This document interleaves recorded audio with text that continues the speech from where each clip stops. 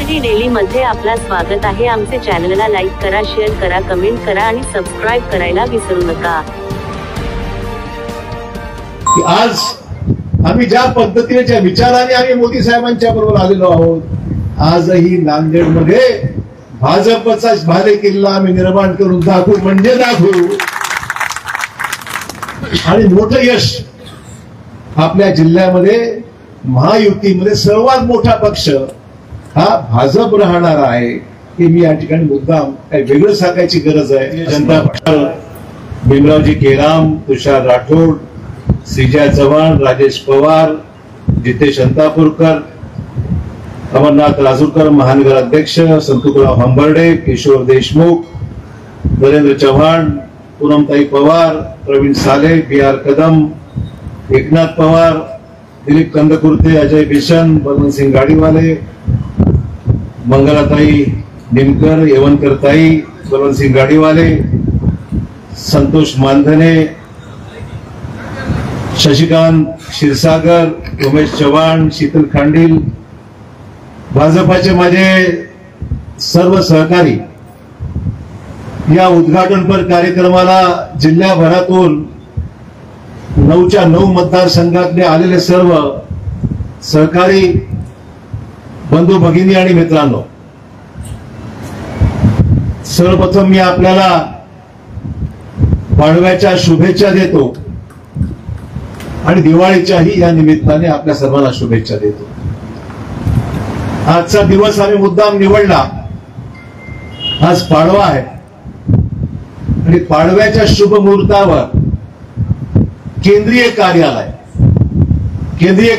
सर्वच निवडणुका, जिल्हा परिषद, नगरपालिका, महापालिका, पंचायत समिती, पदवीधर सगळ्या निवडणुकीचा हे केंद्रीय कार्यालय राहणार आहे, म्हणून त्याला केंद्रीय कार्यालयाचा उल्लेख आम्ही केलेला आहे। जिल्ह्यातील कार्यकर्ते ज्या वेळेस येतील चर्चा करायला, काही सांगायला, त्यांना बैठकीचं भेटीचं हे ठिकाण राहणार आहे, टेंट असाच राहणार आहे आणि 3 महिने 4 महिने या भागामध्ये केंद्रीय कार्यालय म्हणून ही एक आपल्या सर्वांसाठी जागा उपलब्ध राहणार आहे, म्हणून याचा नामोल्लेख हा केंद्रीय कार्यालय म्हणून या ठिकाणी केलेला आहे। आपल्या सर्वांना हे माहीतच आहे की निवडणुका आता जवळपास महानगरपालिकेचं आरक्षण जर सोडलं तर सर्वच आरक्षण जाहीर झाली। नगरपालिकेची झाली, जिल्हा परिषदची झाली, सभापती झाले, पंचायत समिती सभापती आरक्षण डिक्लेअर झाले, नगरपालिकेचे आपले अध्यक्षाचं आरक्षण जाहीर झालं, जिल्हा परिषदचं झालं। त्यामुळे जवळपास आता मैदान क्लिअर झालेलं आहे की आरक्षण कुठे कुठे कसं राहणार आहे आणि म्हणून दिवाळीचा पाडवा ह्याच्यापेक्षा अजून चांगला मुहूर्त असू शकत नाही की कार्यकर्ते हो कामाला लागा, आता वेळ आलेली आहे आपल्याला न्याय द्यायची, आपल्याला पक्षाला ताकद द्यायची। तुमच्या सर्वांचे आभार आम्ही मानलेलेच आहेत। आपण सर्वांनी मिळून आम्हा 5च्या 5 आमदार, आपल्या जिल्ह्यातले 9च्या 9 युतीचे आमदार, भाजपचे 5 आमदार आणि 2 खासदार राज्यसभेचे, असे आपण आपल्या आशीर्वादाने आम्ही सर्वजण आज निवडून आलेलो आहोत। तुम्हा सर्वांची ताकद आहे। तुम्ही सर्वांनी मनावर घेतल्यानंतर या जिल्ह्यामध्ये वातावरण बदलायला वेळ लागत नाही। मागच्या निवडणुकीमध्ये या महानगरपालिकेमध्ये मी काँग्रेसमध्ये जरी असलो ते मला सांगायला हरकतच, महाराष्ट्रामध्ये संपूर्ण मोठं यश कुठे मिळालं असेल तर नांदेड जिल्ह्यामध्ये मिळालं आणि जवळपास 71 ते 72 आमदार आपले नगरसेवक नांदेड महानगरपालिकेमध्ये आम्ही निवडून आणले होते। मी पाहत होतो इथे बलवंतसिंग गाडीवाले दिसत आहेत, अजय बिशन दिसत आहेत, निमकरताई आमच्या दिसत आहेत, येवनकरताई त्या ठिकाणी दिसत आहेत, आमच्या मंगलानी त्या ठिकाणी दिसत आहेत। डझनभर आम्ही डझनभर म्हणण्याचा उद्देश एवढाच, एवढं बहुमत होतं आमच्याकडे की आमचे जवळपास 8-8, 9-9 महापौर झाले, नगरपालिकेला अध्यक्ष झाले आणि या जिल्ह्यामध्ये त्यावेळेस वातावरण आम्ही निर्माण केलं, करू शकलो। जनतेचा कौल होता आणि मला खात्री आहे की आज आम्ही ज्या पद्धतीने ज्या विचाराने आम्ही मोदी साहेबांच्या बरोबर आलेलो आहोत, आजही नांदेडमध्ये भाजपचा भारे किल्ला आम्ही निर्माण करून दाखवू म्हणजे दाखवू. आणि मोठं यश आपल्या जिल्ह्यामध्ये महायुतीमध्ये सर्वात मोठा पक्ष हा भाजप राहणार आहे. की मी या ठिकाणी मुद्दाम काही वेगळं सांगायची गरज आहे असं मला वाटत नाही. लोकांचे अर्ज येतात, बऱ्याच पक्षाकडे अर्ज घ्यायला माणसं नाहीत. आपल्याकडे अर्ज एकेका जागेसाठी 5-5, 10-10 अर्ज चाललेले आहेत. हे चिन्हच याचं आहे की वातावरण भाजपसाठी अनुकूल आहे. तुम्ही किती एकोप्याने काम करता, तुम्ही किती एका पद्धतीने एकत्र येऊन ताकद लावता. तिकीट एकालाच मिळालाय. एका मतदारसंघात जिल्हा परिषद एकच तिकीट, नगरपालिकेला एकच तिकीट, पंचायत समितीला 2 गट मध्ये 2 तिकीट, महानगरपालिका एका वॉर्डात प्रभागामध्ये 4 तिकीट. परंतु हे करत असताना सर्वांनीच उल्लेख केला, अभिजित गोपछेडींनी केला आणि तीच माझी भूमिका आहे. जो आवाज खालून येईल त्याला तिकीट दिलं पाहिजे. जो आवाज खालून निघेल, लोकांमधून येईल, या व्यक्तीला आम्हाला तिकीट द्यायचं. मला वाटतं 80% काम झालंय, 20% फक्त भाषणाचं काम शिल्लक राहणार. 80% लोकच निवडणूक उचलून धरतात. त्यामुळे मला काय तुम्हाला वेगळं सांगायची गरज नाही आहे. अर्ज करणं औपचारिकता आहे. अर्ज पाहून घेऊ कोण कोण आहेत, काय काय. पण शेवटी मत लोकांचं काय आहे, लोक कोणाच्या बरोबर आहेत, लोकांची इच्छा काय, हा विषय पाहूनच तो निर्णय घेतला तर 100% यश मिळतं. हे माझा व्यक्तिगत अनुभव आहे. आणि त्यामुळे या जिल्ह्यामध्ये परिवर्तन घडवून आणण्याच्या दृष्टिकोनातून अतिशय हे महत्वपूर्ण पाऊल राहणार आहे. आणि म्हणून मला कार्यकर्त्यांना विनंती आहे की जा मतदारसंघ जा, लोकांचा जनमताचा कौल काय बघा आणि मग येऊन आम्हाला सांगा की साहेब असं आहे, मला समर्थन आहे, किंवा मी यांच्यासाठी माघार घेतो साहेब, मला तिकीट द्या, हरकत नाही, माझ्यापेक्षा हा चांगला राहणार. तर शेवटी निवडून येणं महत्वाचं, तिकीट देणं काही महत्वाचं नाही आहे. निवडून येणं महत्वाचं आहे. आपल्या देशामध्ये नेतृत्व एकच आहे. 1 nation 1 election 1 leader. Narendra Modi आमच्या देशाचे नेते आहेत. आणि महाराष्ट्रामध्ये आज आमच्याकडे देवाभाऊच्या माध्यमातून आणि आपले नेते राज्याचे प्रदेशचे भाजपाचे अध्यक्ष रवींद्र चव्हाण या दोघांच्या नेतृत्वावर ही जबाबदारी आहे की पंतप्रधानांचे हात मजबूत करायचे आहेत. देशामध्ये आपलं सरकार आहे, राज्यात आपलं सरकार आहे. दोन्ही डबल इंजिन असल्यानंतर स्थानिक स्वराज्य मतदारसंघामध्ये सुद्धा ट्रिपल इंजिन, 3रं इंजिन आपल्या इथून आणायचं लक्षात ठेवा, तर आपल्या कामाला यश मिळणार. आणि म्हणून मला आपल्याला एवढंच सांग, जबाबदारीने निर्णय घ्या.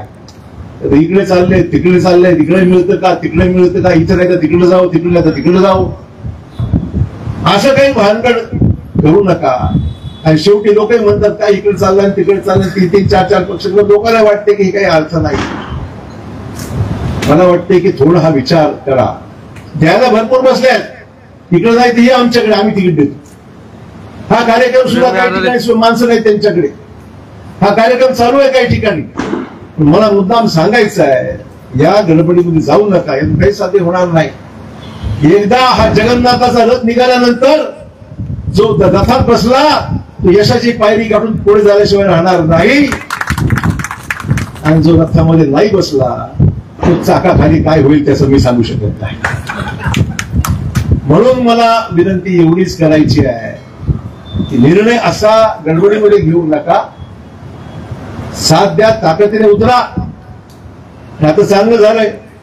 आता महानगरपालिका कॉप होते, नगरपालिकेला कॉप होते, जिल्हा परिषदला सुद्धा कॉपची सोय किती 5. गाजर दाखवत नाही, मी सांगतो.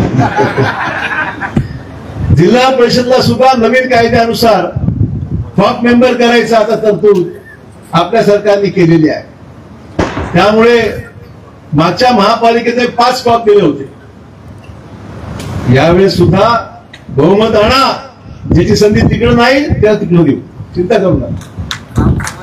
काम करणाऱ्याला ते म्हणतो, काम करणाऱ्याला संधी मिळेल. बिलकुल त्याच पद्धतीने विचार करून आपल्याला मित्र निर्णय घ्यायचा आहे. आज सगळ्यांनी मला श्रीकृष्ण करून टाकले, मलाही वाटायला श्रीकृष्ण झालं असं वाटायला लागलं. मित्र श्रीकृष्ण म्हणा, काय पहिलवान म्हणा, काय म्हणायचं म्हणा, मी माझ्या जागेवरच आहे, चिंता करू नका. म्हणजे उपमा चांगली दिली, 2 मिनिटं बरं वाटलं, पण ठीक आहे, चांगलं आहे. तुमचं सोपं काम नाही आहे. तर मग श्रीकृष्ण बघल आम्ही चाललो, असं काही करू नका. मी एवढा सोपा माणूस नाही आहे. मला श्रीकृष्ण करून तुम्ही जर निघून गेलात तर मी तुम्हाला सोडणार नाही, तुम्हाला पकडून धरल्याशिवाय मी काही काम सोडणार, लक्षात ठेवा. त्यामुळे माझी जी टीम आहे ही व्यासपीठावरची, या सगळ्यांना मला मुद्दाम सूचित करायचं आहे, आपल्या सर्वांनी मेहनत करायची आहे, आपल्या भागातल्या कार्यकर्त्याला न्याय द्यायचा आहे. ठीक आहे, काही कुठे कमी जास्त झालं असेल, मागचं सगळं विसरून जायला पाहिजे. मागचं सगळं विसरून जाऊ, नव्याने सुरुवात करू. आणि बघा वातावरण जिल्ह्यामध्ये कशा पद्धतीने डेव्हलप होत जाईल हे मला मुद्दाम आवर्जून सांगायचं आहे. लोक आहेत, लोकांची इच्छा आपल्याला यायची, जन्मत काय सांगते बघा, आणि जे जन्म त्याच्या मागे आहे त्या माणसाला पुढे करू आपण. काय हरकत नाही. मला एखाद्या वेळेस माझ्याशी पटत नसेल त्याचं तरी काय हरकत नाही. मी एवढाच पाहणार आहे, हा माणूस भाजपचं नेतृत्व करून त्या ठिकाणी निवडून आणू शकेल का, एवढंच बघायचं, काहीच बघायचं. त्यामुळे या सगळ्या पद्धतीने आपल्याला हा विचार करायचा आहे आणि आम्ही सर्वजण आमदार खासदार मिळून सगळीकडे काम करणार आहोत. गोपछेडीजींची इच्छा आहे की त्यांना इतर ठिकाणी जायचं आहे. मागच्या वेळेस किनवटला होते, यावेळेस आपण जवळपास घेता येईल त्यांना, कुठे हातगाव वगैरे घेता येते. परंतु त्याचा स्वभाव असा आहे की ते कुठे फिट होतात, म्हणजे असं काही प्रॉब्लेम नाही आहे, ते महत्वाचं आहे. म्हणजे ते कुठे फिट होतात, त्यामुळे त्यांना हातगाव दिलं काय आणि त्यांना अजून काय मतदारसंघ दिला काय, ते बरोबर त्या ठिकाणी वातावरण निर्माण करून लोक जोडण्याचं ते काम करण्याची कला त्यांच्यामध्ये आहे. त्यामुळे राज्यसभेमध्ये आम्ही दोघं एकत्र असतो, दोघं मिळून नांदेड जिल्ह्याच्या कामासंदर्भामध्ये प्रयत्न करत असतो. आणि तुम्हाला माहिती, अनेक निर्णय जे केंद्रात होत आहेत, आम्ही सांगतो साहेब हे झालं पाहिजे, हे झालं पाहिजे, हे झालं पाहिजे, अमुक झालं पाहिजे, तमुक झालं पाहिजे. डबल इंजिन आमचं लोकांचं असतं नांदेड जिल्ह्यासाठी, ही कामं मार्गी लागली पाहिजे. आणि मग ताकद, ही ताकद लक्षात ठेवा. या संस्था जर तुम्ही चुकून सोडून दिल्या तर मग मात्र सांगू नका की साहेब आम्हाला निधी मिळत नाहीये, हे काम होत नाही, ते काम होत नाही. आता पुढच्या 5 वर्षासाठी तुमच्या सगळ्या भागाच्या विकासात्मक कामं करायची असतील तर बॉडी आपली आली पाहिजे. ही बॉडी जर आपली आली तर तुम्हाला सांगायची गरज नाही. अरे आपले ठराव 10-10 मिनिटात आम्ही कधी वाद होऊ दिलेच नाहीत. मागच्या कालावधीमध्ये वाद कधी होऊ दिले नाहीत. हे सगळे कालावधीमध्ये मग आपण एक मताने निर्णय घेते, सगळे निर्णय 15 मिनिटात 10 मिनिटात जीवी संपायचे अशा प्रकारची परिस्थिती. त्यामुळे मला एवढं सांगायचं आहे, थोडस विचार विनिमय करून शांत मनाने, आलेली संधी पुन्हा मिळत नसते, 5 वर्ष वाट पाहावं लागते. आणि म्हणून मला एवढं सांगायचं, जे काही विरोधात बोलतात मला काही त्याचं मी तर म्हणतो की मी नाव सुद्धा घेत नाही. तर त्यांचं भांडवलच तेवढं आहे की आम्हाला विरोध करून माणसं विरोधक एकत्र करायचं, ही स्ट्रॅटेजी जुनी झाली. आता मला वाटत नाही नांदेड जिल्ह्याने हा निर्णय घेतला पाहिजे. नकारात्मक बोलणाऱ्या माणसाला उभं करायचं नाही, पॉझिटिव्ह बोलणाऱ्या पक्षाला साथ दिली पाहिजे. आणि भाजपा पॉझिटिव्ह विचार करूनच जिल्ह्याला न्याय देऊ शकतो. नेगेटिव्ह बोलून, शिव्या देऊन सर्व विरोधक एकत्र आणायचे आणि काहीतरी उभं करायला दाखवण्याचा प्रयत्न करायचा. पण जनतेला हे मान्य आहे का? मला वाटत नाही. जनतेला इतरांना शिव्या दिल्यामुळे त्यांना मतं मिळतील, हे जे गणित आतापर्यंत चालायचं हे यावेळेस मोडून काढलं पाहिजे. तुम्ही दाखवून दिलं पाहिजे. पॉझिटिव्ह बोला, तुम्ही काय केलं हे सांगा, आणि पुढच्या 5 वर्षात तुमच्या मनामध्ये काय तुमचं विजन आहे, पुढच्या 5 वर्षात तुम्हाला काय करायचं जे मराठवाड्यासाठी, नांदेडसाठी, याच्यावर बोलू आपण. पण नुसत्या शिव्या द्यायच्या यातून काही साध्य होणार नाही. आणि जनतेला मी आवाहन करून अपील करेन की निवडणुकीमध्ये नकारात्मक प्रचार करणाऱ्या कुठल्याही व्यक्तीला, पक्षाला मतदान अजिबात करायचं नाही, हे सांगून तुम्ही सुद्धा कामाला लागलं पाहिजे. मला मुद्दाम सांगितलं बिलकुल. तर दुसऱ्या शिवाय देत राहायच्या आणि किती वर्ष उभारणार तुम्ही? किती वर्ष लोकांना सांगणार की असं करा, तसं करा, अमुक करा, यांच्या इच्छा मतदान देऊ नका, यांचं काय, काहीच नाही, अमुक नाही, तमुक नाही. तुम्ही काय केलं, तुम्ही काय करणार हे बोला आणि मग मतं मागा, नाही तर आमच्याकडे मतं मागायला येऊ नका.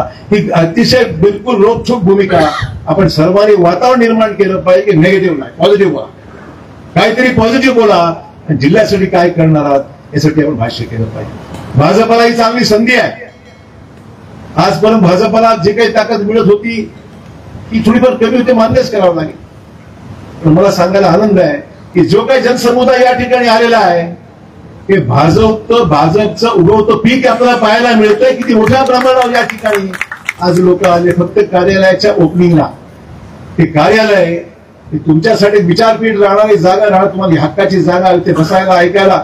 आपलं नवीन कार्य त्या ठिकाणी बांधकाम सुरू होत आहे. आता बाकी थोडंफार शिल्लक राहिलंय, ते 5-6 महिन्यात ते काम पूर्ण होईल. परंतु निवडणुकीच्या कालावधीमध्ये तुम्हाला बसायला जागा पाहिजे, भेटायला जागा पाहिजे. म्हणून या जागेची निवड अमर राजूरकर यांनी सुचवलं आणि सर्वांनी मान्य केलं की आपण करणार आहोत. आम्ही निवडणुकीची तयारी चांगल्या पद्धतीने सुरू केली आहे. अर्ज प्राप्त होत आहेत. की अर्जाची तारीख आम्ही शेवटची ठेवली नाही, पण एक 10-12 दिवसानंतर पुन्हा आढावा घेऊ की किती अर्ज आहेत, काय आहेत. त्याचबरोबर आम्ही आता प्रत्येक जिल्ह्यामध्ये प्रत्येक तालुक्याला मतदारसंघाच्या प्रत्येक तालुक्यात एक सभा झाली पाहिजे. सुरुवात आम्ही माहूर पासून केली. भीमराव केराम साहेब एक ज्येष्ठ नेते आहेत, त्यांच्या मतदारसंघात माहूरला केली. 3 तारखेला आम्ही सभा ठेवली आहे किनवटला, 3 तारखेला देगलूरला आहे. 3 तारखेला सायंकाळी 4 वाजता बेंगलुरूला आहे आणि 5 तारखेला 4 वाजता किनवटला आहे. 3ला देगलूर, 5ला किनवट आणि बाकीचे आमदार जे तारखा देतील त्या तारखेप्रमाणे आम्ही या 8 ते 10 दिवसामध्ये संपूर्ण जिल्ह्यामध्ये एक वैचारिक स्थितीला उमेदवाराची सभा राहणार नाही, एक पक्षाची सभा राहणार आहे की ज्या बैठकीमध्ये पक्षाचं एकंदरीत वातावरण, कार्यकर्त्यांचा उत्साह लक्षात घेता आपली सभा त्या मतदारसंघात झाली पाहिजे. आपला विचार जनतेपर्यंत गेला पाहिजे. शासनाने घेतलेले अनेक निर्णय लोकांपर्यंत पोहोचवता आले पाहिजेत. मग ते विकसित भारताची कल्पना असो, जिल्ह्याच्या विकासाचे विषय असो, महाराष्ट्रात अतिवृष्टीच्या बाबतीत सरकारने घेतलेले निर्णय असो, हे सगळे निर्णय आणि पुढे काय वाटचाल करायची आहे, मराठवाड्याच्या विकासासाठी काय करायचंय, नांदेडसाठी काय करायचंय, एक पुढचा रोडमॅप, एक पुढचं विजन, एक पुढच्या 5 वर्षाचा कार्यक्रम हा काय असावा, काय असलं पाहिजे, या दृष्टिकोनातून ह्या सगळ्या सभा आम्ही 5 ठिकाणी करणार आहोत. ते मला पूर्ण 9च्या 9 मतदारसंघात आम्ही करणार आहोत, मला मुद्दाम सांगितलं पाहिजे. त्यामुळे याही सभा यशस्वी आपण सर्वांनी कराव्यात. ज्या ज्या भागातील लोक त्यांनी प्रत्येक आता मागे सगळं सोडून द्या. साहेब रोड नाही, नाली नाही, अमुक नाही, तमुक नाही, बंद करा. 3 महिने काहीच नाही करायचं आपल्याला, नाही म्हणत नाही मी, आता करायचं नाही. आता 3 महिने फक्त निवडणूक. 3 महिन्याची काही काय महत्वाचं असेल तर ते घालवा पाहिजे, फारच महत्वाचं काम आहे, अर्जंट आहे, केलं पाहिजे, ठीक आहे. तर तेच रोज घेऊन मला साहेब आता नालीच करावं लागते, रस्ताच करावं लागते. आता पुढे पाऊस उघडलाय. माझं विनंती एवढीच, हे काम होत राहतील. या 3 महिन्यामध्ये निवडणुकीचा एकच आपल्याला प्रायोरिटी, बाकी काही कामं सोडून द्या. निवडणुकीचा अजेंडा घेऊन कामाला लागा. एकाही माणसाने इकडे यायचं नाही. सगळ्यांनी त्या गावा, प्रत्येक गाव पिंजून काढलं पाहिजे. सोशल मीडियावर आपल्या लोकांनी सुद्धा भर दिला पाहिजे. खोटा नाटा प्रचार करणारा चोख उत्तर. जी मंडळी सोशल मीडियाचं काम पाहते त्यांना मी आवाहन करणार आहे की त्यांनी सोशल मीडियाच्या माध्यमातून व्यवस्थितपणे आपली बाजू पॉझिटिव्हली मांडली पाहिजे. आपला अजेंडा त्यांनी ठरवलं तर काही ठरवायची गरज नाही. आपला अजेंडा आपण ठरवला पाहिजे. आमची काय भूमिका आहे आणि मला एवढं सांगायचं आहे की आपली भूमिका पॉझिटिव्ह ठेवा.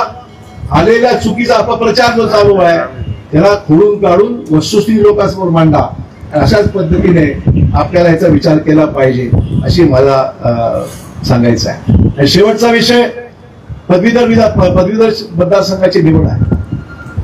आणि कोर्डे साहेबांनी सांगितल्याप्रमाणे कुठलाही आम्ही युतीची निर्णय घेतलेला नाही. भाजपाचा उमेदवार लढवायची भूमिका आपल्या केंद्रीय नेतृत्वाने घेतलेली आहे. आणि त्यामुळे ज्यांना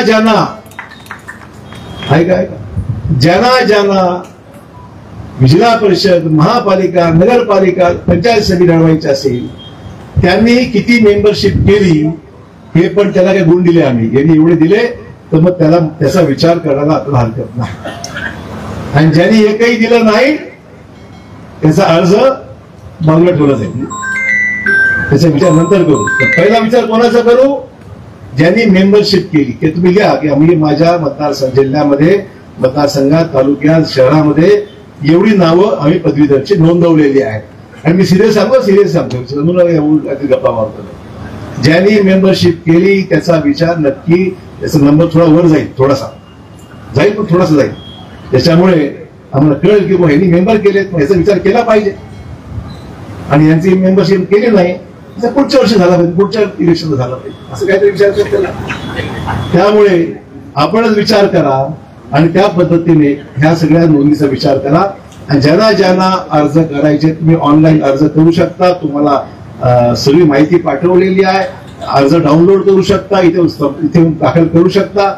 तो अर्ज मग सगळे घेतल्यानंतर सर्व आमदारांनी बसू एकत्र आणखी आणि मग कोणाकोणाचे अर्ज आहेत तिथून प्रदेशलाही कळवावं लागेल किती अर्ज आहेत, कोणाचे अर्ज आहेत, मतदारसंघात काय कशी माहिती घेऊ. आणि त्यामुळे या सगळ्या गोष्टीचा गांभीर्याने विचार करा. दुपारची वेळ झालेली आहे.